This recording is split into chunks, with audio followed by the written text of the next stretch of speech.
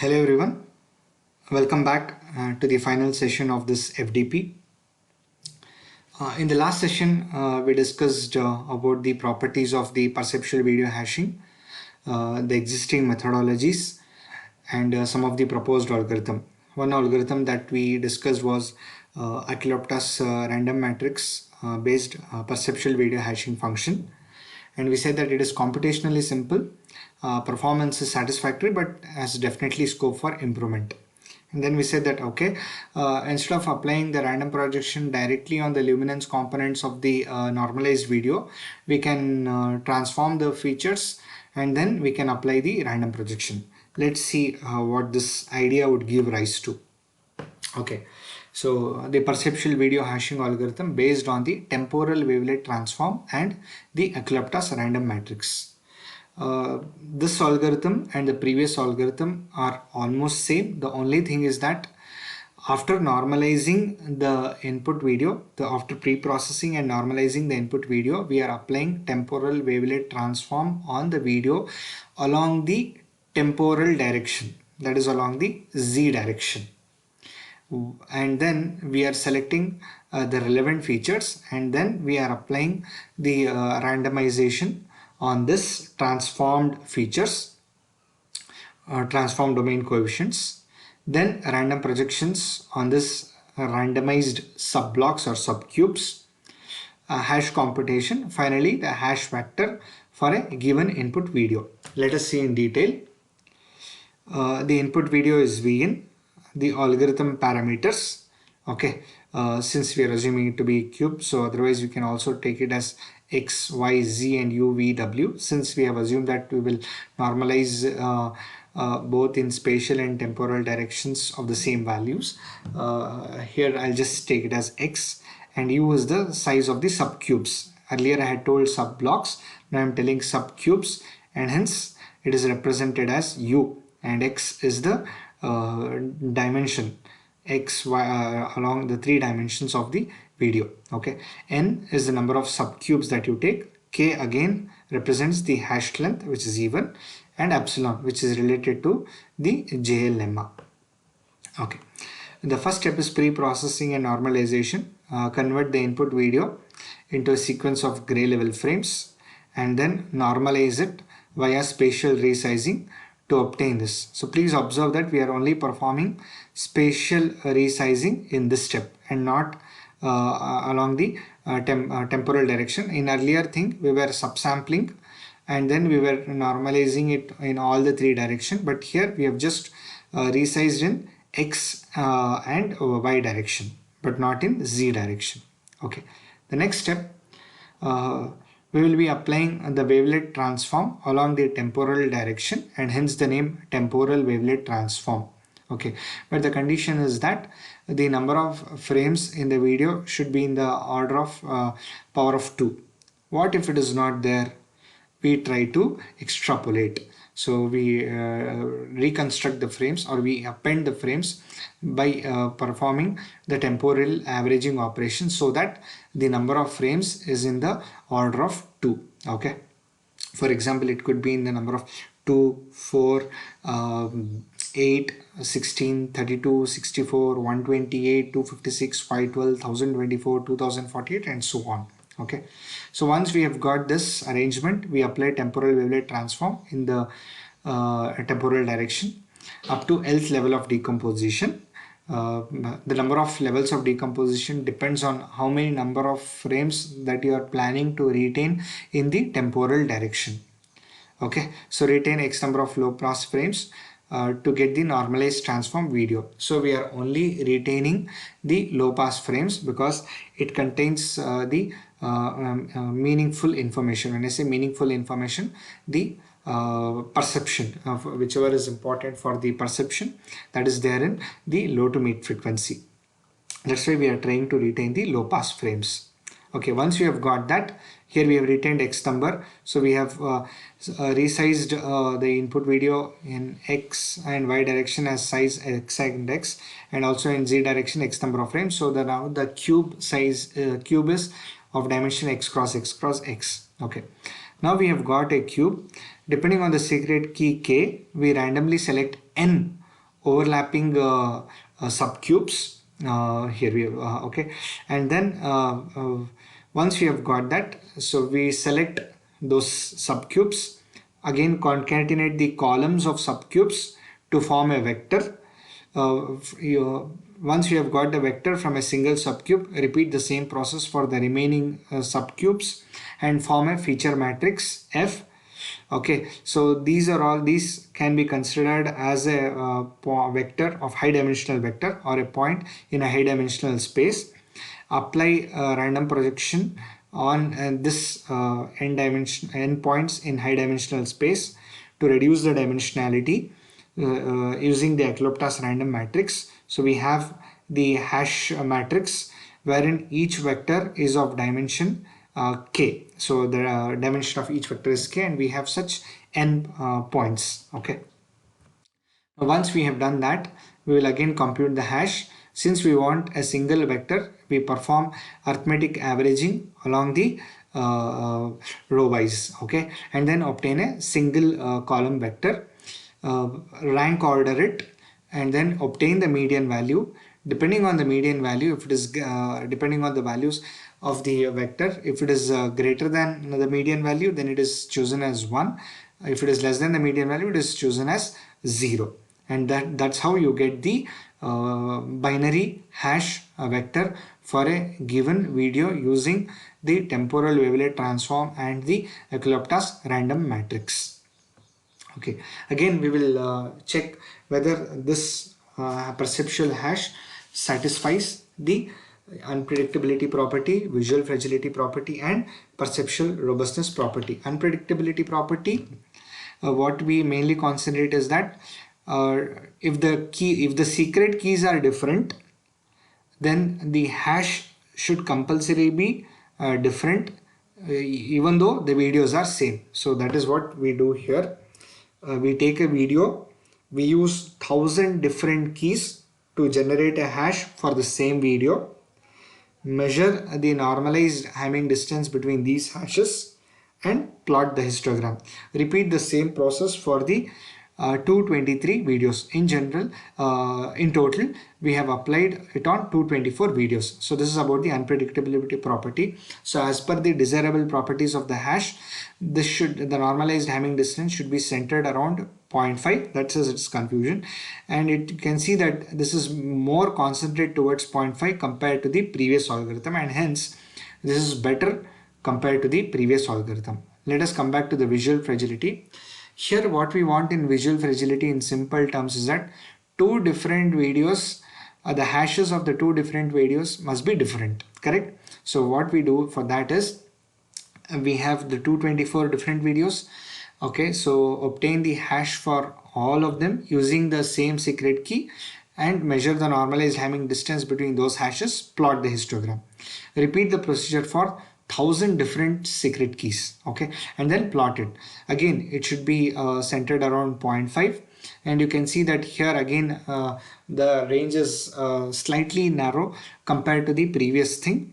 Okay, now coming to the perceptual robustness, here what we want is if two videos are looking same to the human eye, that is if it is having the same meaning, then the normalized Hamming distance between the hashes should be close to 0. So what we did was we have a video set of original videos and a set of content preserving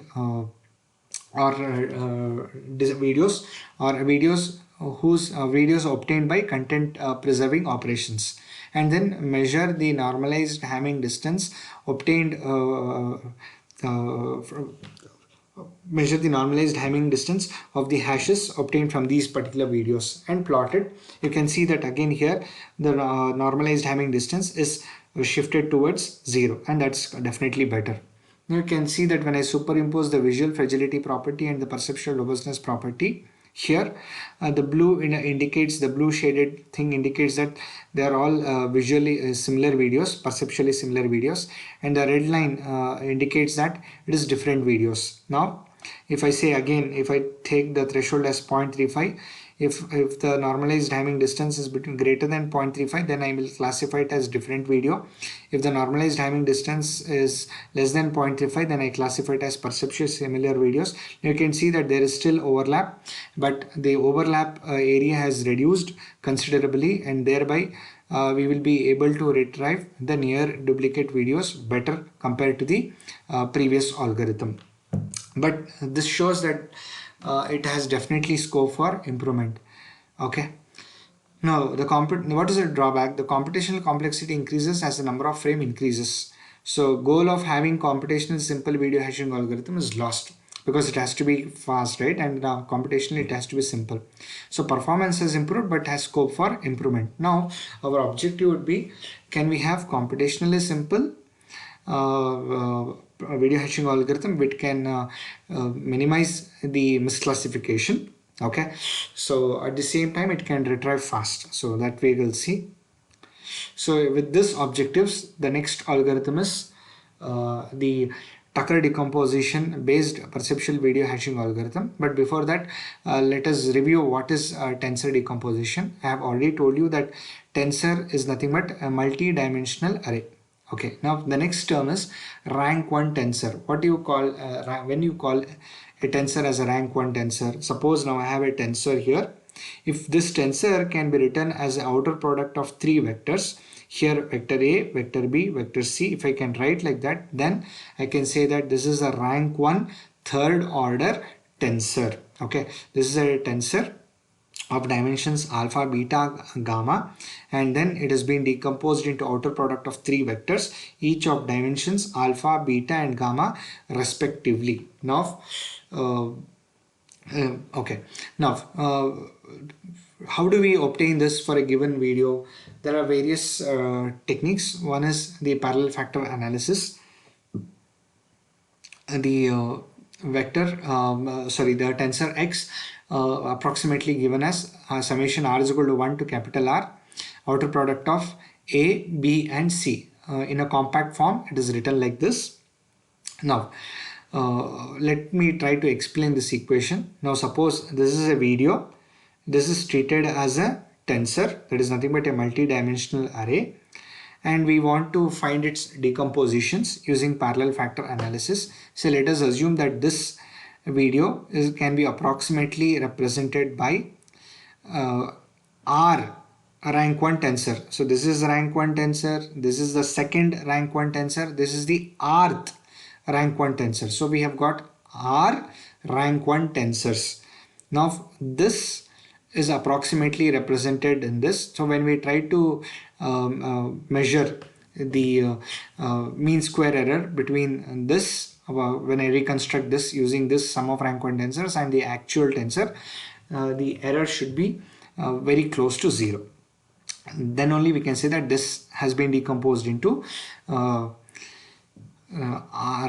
R rank 1 tensors. Okay. Now, when A, B and C are normalized to length 1, x can be approximately represented as approximately equal to r is summation r is equal to 1 to r lambda r into the product of outer product of A, B and C. Okay, so where lambda is a scaling constant because it has been normalized. Okay, now let us see the Tucker decomposition.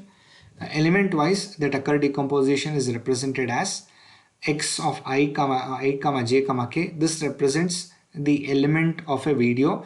Here video is represented as a multi-dimensional array. In other words, video is considered as a tensor. Now that can be written as summation r is equal to 1 to lambda, summation p is equal to 1 to mu, and summation q is equal to 1 to nu g of r comma p comma q, a of I comma r, b of j comma p, c of k comma q plus the error e of I comma j comma k. Here it is equal to, if I neglect this the error element, then x in a compact form, x is approximately equal to summation r is equal to 1 to lambda, summation p is equal to 1 to mu, summation q is equal to 1 to nu g r p q, and the outer product of 3 vectors. And the Tucker decomposition is compactly represented in this fashion.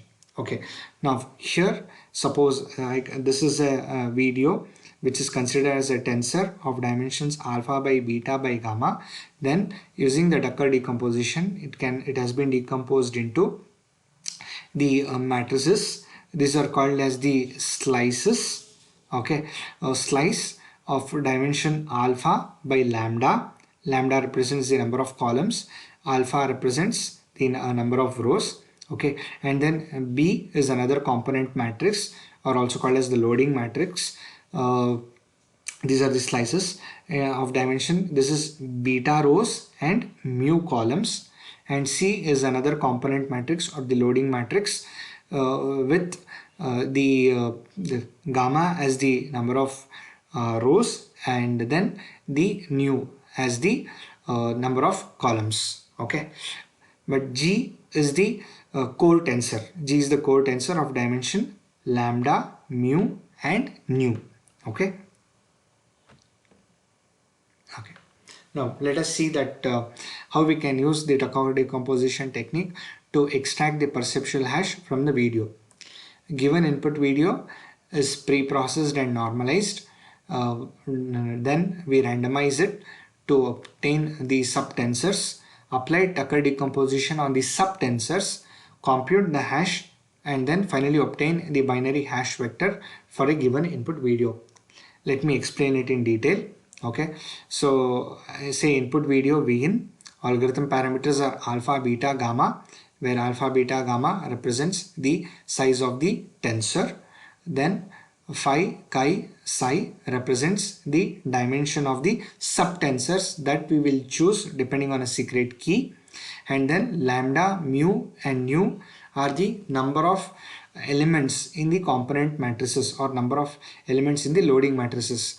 Here you can see that now that is the one major difference between the tensor decomposition and Tucker decomposition. Tucker decomposition, you are free to choose the number of elements in the loading matrices. Lambda, mu and nu can be different. Okay, but in case of a tensor decomposition is a special case of Tucker decomposition. Tucker decomposition is generalized one. There it has to be same. Everything has to be, because everything has been decomposed into rank 1 tensors, right? Many rank 1 tensors. Okay, so convert the input video into sequence of gray level frames. Normalize it via temporal subsampling. Here again we are doing temporal subsampling and spatial resizing to obtain the normalized video of size alpha by beta by gamma. Then depending on the secret key, select n randomly overlapping subtensors. Okay, each of size phi, chi and psi. Please make sure that phi is less than alpha, chi is less than beta and psi is less than gamma. Apply Tucker decomposition on each of the subtensors. Okay, so xi represents the subtensors, which is approximately represented as Gi. This is core tensor array, AI, matrix BA, matrix Ci. Please observe that AI is of dimension phi by lambda, and then BI is of dimension chi by mu, and Ci is of dimension psi by nu. Okay, so finally once we have got this, concatenate the column of factor matrices. So all the elements of these elements, whatever you have got, are concatenated and formed a vector, hash vector. So that's why you see the dimension of the hash vector is phi by lambda, chi by mu, psi by nu. So this is the dimension, but please make sure that this k is equal to the sum of all these parameters. Now, okay, this is for one subtensor that we have got. Now we have got n subtensors. We will be applying the Tucker decomposition on the n subtensors. So we have constructed the hash matrix for that. Again, use arithmetic averaging along the row wise.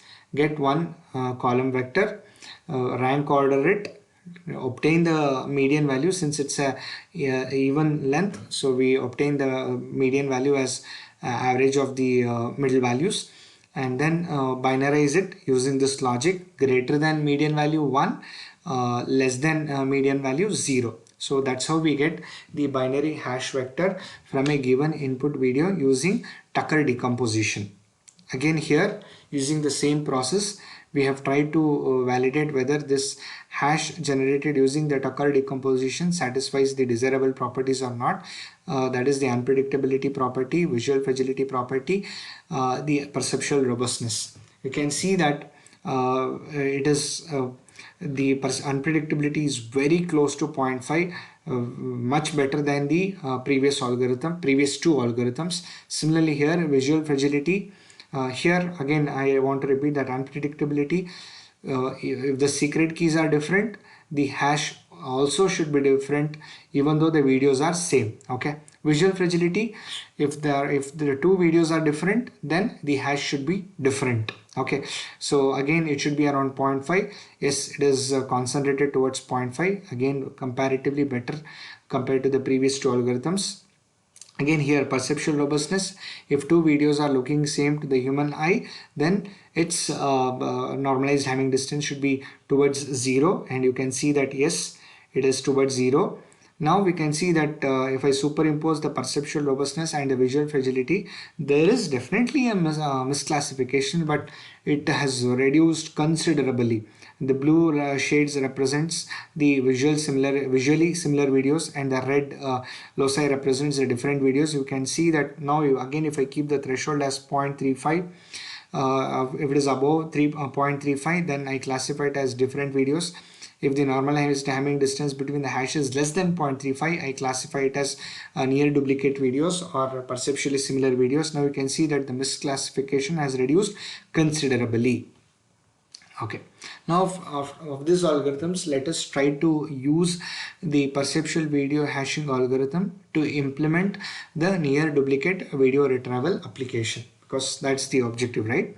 Okay, now so what we'll do is, okay, the query to the video retrieval system is present in the form of a query by example. Okay, let me tell you an objective. Suppose now we have set up this.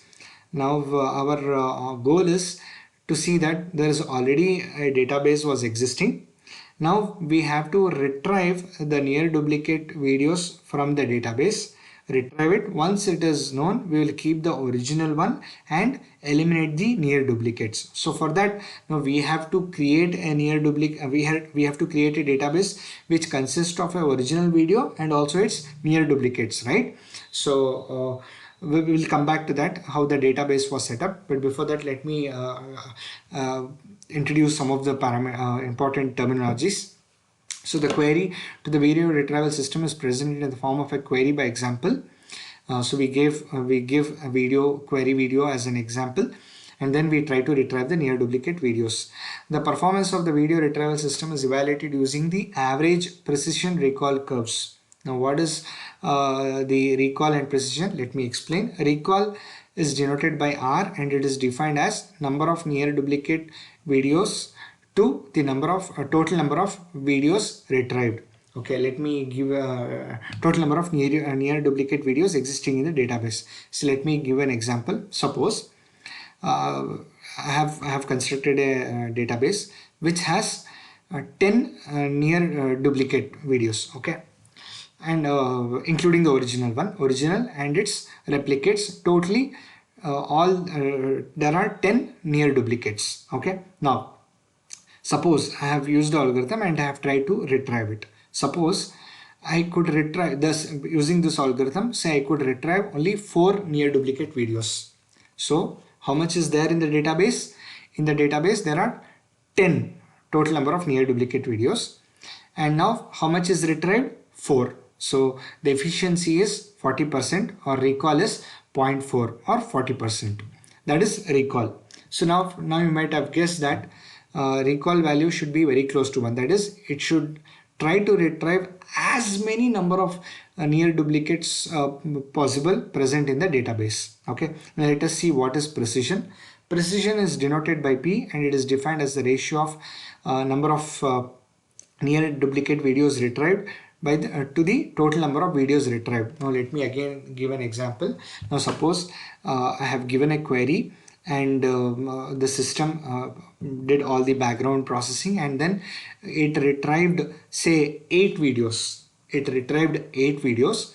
Out of that, the number of near duplicates is 4. Number of near duplicates is 4. So now what is the efficiency? It retrieved 8. Out of that, only 4 was the near duplicate videos. So the efficiency is 50% or 0.5. Precision is 0.5. Now you might have guessed that even whatever the videos it tries to retrieve, all those things should be the near duplicates. Only then the precision can be 1. Yeah, but that is the ideal scenario. But we want the precision and recall to be 100% or very close to 1. So 50 queries were considered to obtain the average and then plot the precision recall curves. Okay, so precision to be very close to 1, recall should also be very close to 1. Only then we can say that this algorithm performs better. Okay, now the database, how we had constructed a database, let us see. So the database, the videos were downloaded from openvideo.org, trekwit.nist.gov and refid.org, xiph.org. The number of original video is 1000. So we took 1000 videos from these database, from these links. Okay, we constructed 19,000 near duplicates. Okay, so the total number of videos is now 20,000. So in other words, I have 1000 and then performed 19 different operation on each of the video and we got 19,000. What were those 19 operations?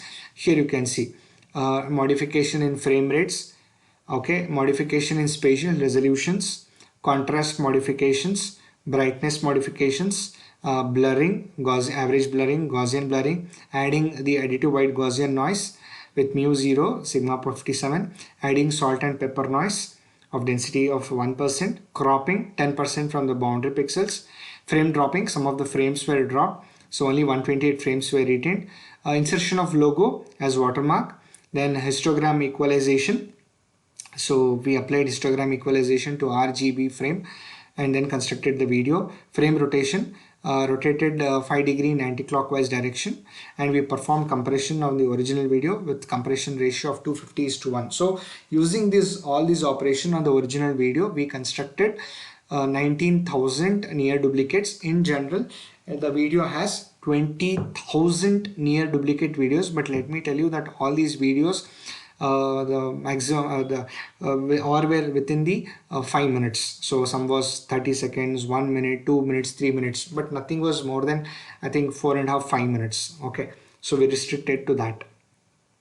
Okay, this was how the video.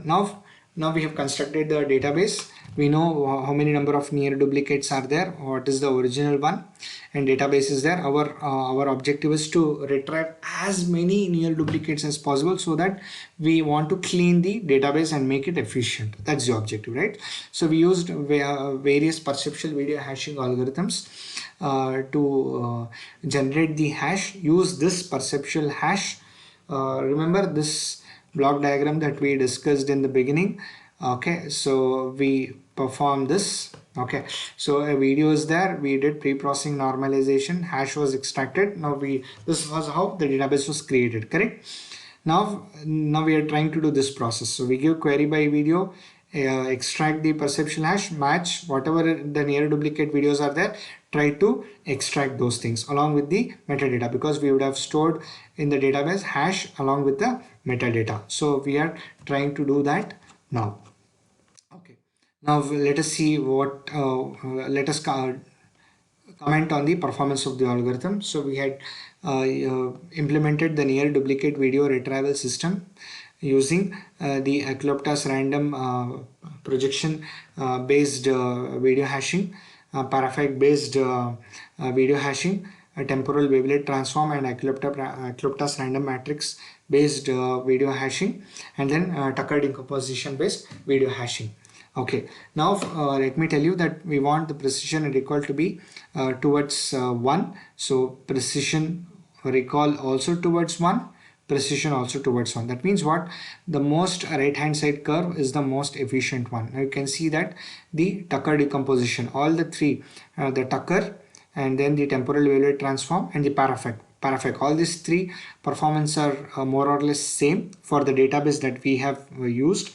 And then ARM was inferior, slightly inferior compared to these three algorithms. Okay, let us come to the conclusion part. what and all we have done. Various new perceptual video hashing techniques for solving the content authentication problem and the near duplicate identification problem was discussed. Okay. The hashes extracted from the perceptual video hashing algorithms were validated for desirable properties of the hash, namely the perceptual robustness, visual fragility, and unpredictability properties. An application of perceptual video hashing or near duplicate video retrieval system was discussed. The performance of the retrieval system was evaluated using the average precision recall curves. The perceptual video hash was found to be suitable for the retrieval of near duplicate videos. Now, finally, what are the research opportunities available in this particular domain on this particular topic, or what are the future works that can be done? So let me spend some time on this. Okay, now it would be interesting to investigate on how to make use of the color component of the video to generate the hash. Remember, whatever the input video was there, we convert it into gray videos, and then we try to extract the hash. Okay, but we didn't use the color component. But you know that for the perception, the gray component itself covers around 92% of the energy, 92 point something, and then remaining 7 to 8% energy is there in the color component. Can we use that information and then improve the performance of the algorithm? That is also possible. Now, next, it would be worth investigating the performance of the video hashing algorithm by using sparse projection matrices and fast random projection matrices. Remember, we had used the Ekloptas random matrix wherein we had only +1 and -1. Ekloptas had also proposed the sparse projection matrices just to improve the fastness. Okay, and then there is also a fast random projection matrix, for example, called as fast Johnson Lindenstrass transform matrix, FJLT. FJLT was applied on image hashing. You can also explore that how the FJLT would perform when it is applied to video. Okay, so this is also one area where you can do the research. The third opportunity is application specific perceptual video hashing. It would be interesting to investigate on how to utilize the a priori information about the characteristics of the video, such as minimally changing background, and then develop a robust video hashing algorithm for such videos. Now remember, when we try to download the videos from the database, irrespective of anything, we had just taken randomly videos and then had downloaded it. The only constraint was that our video duration is not more than 5 minutes.